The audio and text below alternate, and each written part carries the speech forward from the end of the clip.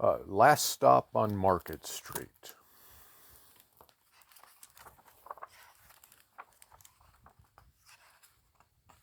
For Luna and her two grandmas, Ronnie and Grace, and for Nana. CJ pushed through the church doors and skipped down the steps. Hey, Zemo.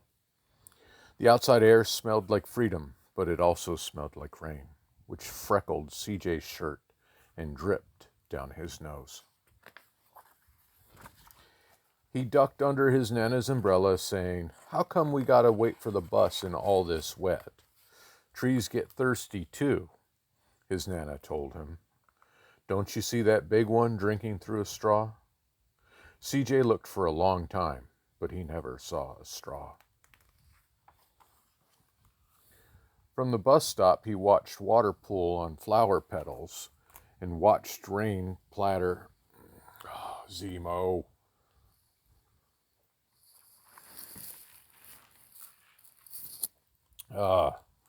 From the bus stop, he watched water pool on flower petals and watched rain patter against the windshield of a nearby car. His friend Colby climbed in, pattered against the windshield of a nearby car. His friend Colby climbed in, gave CJ a wave, and drove off with his dad. "Nana, how come we don't got a car?" "Boy, what we need a car for? We got a bus that breathes fire and old Mr. Dennis, who always has a trick for you." The bus creaked to a stop in front of them. It sighed and sagged, and the doors swung open. "What's that I see?" Mr. Dennis asked. He pulled a coin from behind CJ's ear and placed it in his palm. Nana laughed her deep laugh and pushed CJ along. They sat right up front. The man across the way was tuning a guitar. An old woman with curlers had butterflies in a jar. And Nana gave everyone a great big smile and a good afternoon, and she made sure CJ did the same. The bus lurched forward and stopped, lurched forward and stopped. Nana hummed as she knit. "How come we always got to go here after church?" CJ said. "McGill and Kobe never have to go nowhere." "I feel sorry for those boys," she told him. "They never get a chance to meet Bobo or the Sunglass Man, and I hear Trixie got herself a brand new hat." CJ stared out the window, feeling sorry for himself.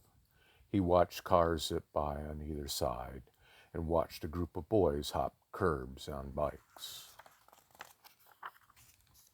A man climbed aboard with a spotted dog. CJ gave up his seat. "How come that man can't see?" "Boy, what you know about seeing," Nana told him. "Some people watch the world with their ears." "That's the fact. Their noses, too," the man said, sniffing the air. "That's a mighty fine perfume you're wearing today, ma'am." Nana squeezed the man's hand and laughed her deep laugh.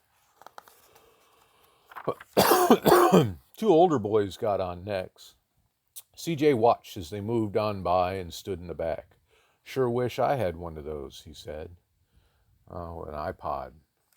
Nana set down her knitting. "What for? You got the real thing sitting across from you. Why don't you ask the man if he'll play us a song?" CJ didn't have to. The guitar player was already plucking strings and beginning to sing. "To feel the magic of the music," the blind man whispered, "I like to close my eyes." Nana closed hers, too. So did CJ and the spotted dog. And in the darkness, the rhythm lifted CJ out of the bus and out of the busy city. He saw the sunset colors swirling over a crash of waves, saw a family of hawks slicing through the sky, saw the old woman's butterflies dancing free in the light of the moon. CJ's chest grew full and he was lost in the sound, and the sound gave him the feeling of magic.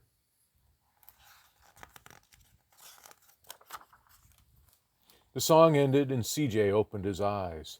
Everyone on the bus clapped, even the boys in back. Nana glanced at the coin in CJ's palm, and CJ dropped it in the man's hat. "Last stop on Market Street," Mr. Dennis called.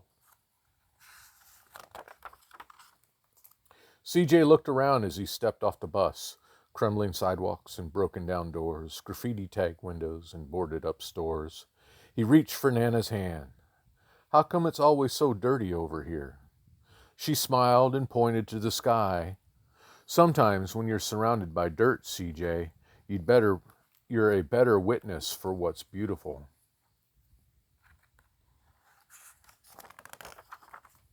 CJ saw the perfect rainbow arcing over their soup kitchen. He wondered how his Nana always found beautiful where he never even thought to look. He looked all around them again, at the bus rounding the corner out of sight, and the broken street lamps lit up bright, and the stray cat shadows moving across the wall. When he spotted their familiar faces in the window, he said, "I'm glad we came. Well, it looks like there's a sunglass man, and she's got her new hat."